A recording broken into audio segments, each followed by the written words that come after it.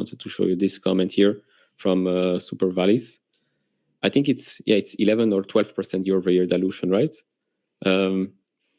So will you look at this as an anti-revenue and subtract that from their top line growth or not? I want to touch on this because before maybe he's going to leave or something could get in an answer. This is a very complex topic. And it is actually so complex that on my Substack Palantir Bullets, I actually wrote an entire article just on the dilution, because dilution is one word, but it implies many different angles which you need to look at that. For instance, from this comment, it seems, okay, you have the SBC and the SBC generally, and the SBC naturally determined an increase in dilution, so in the number of shares of 11%. And it is not really like that, because the SBC that you see in one quarter refers to the shares that are vesting in that period. But the number of shares diluted increased by 11%, not because Palantir issued more shares. They didn't have any equity capital raise. They didn't, they gave some shares to employees because they vested after 4 years. But the key driver of this change in the number of shares is only attributed to the stock price rising.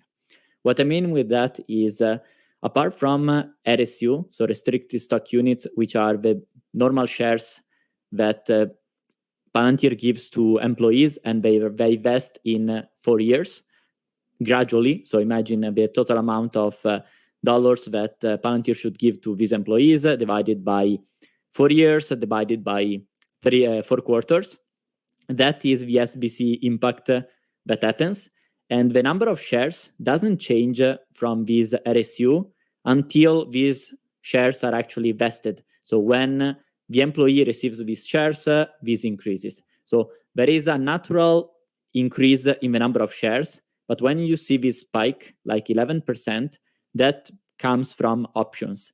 And options are mainly rights that the management had from their equity compensation plans. So you have normal employees typically paid in salary plus RSU, while the management also having stock options.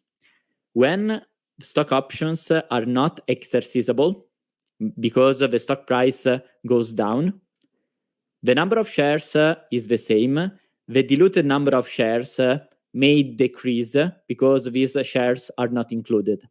When the stock rises, and that is exactly what happened in Q3, then you have some shares, some options that previously were not exercisable. So basically, it was a worthless option. When the stock price goes above this strike, they can be executed.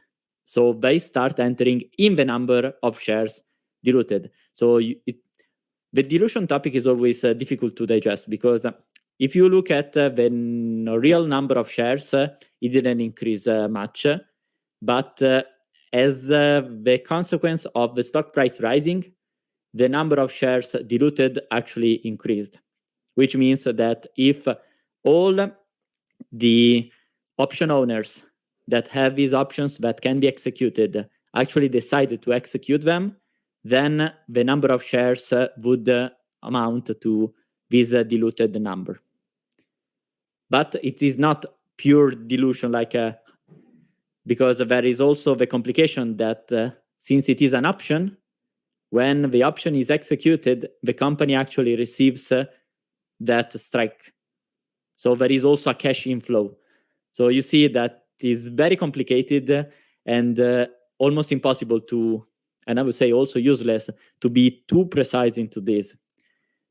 This is something that is important to remember. If the stock keeps rising, then some other options would be triggered, becoming accessible, so the number of shares would actually increase. But that is why I've been insisting a lot on Twitter, on my Substack, Palantir Bullets, on the live streams, everywhere.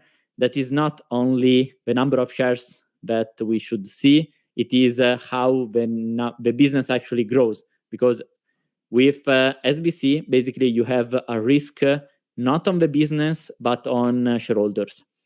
And as a shareholder, you are in a net positive position only when the business actually grows more than it is diluting. So I would not consider it anti-revenue, but I would put a lot of weight to the per share numbers when it comes to the real valuation. So what was the mistake that even I would say all the Wall Street analyst reports I saw in 2021, and the reason why I started Substack was that no one was including the dilution effect in the numbers. So people were looking at DCF without incorporating the dilution, and the dilution for a company like Palantir was very impactful.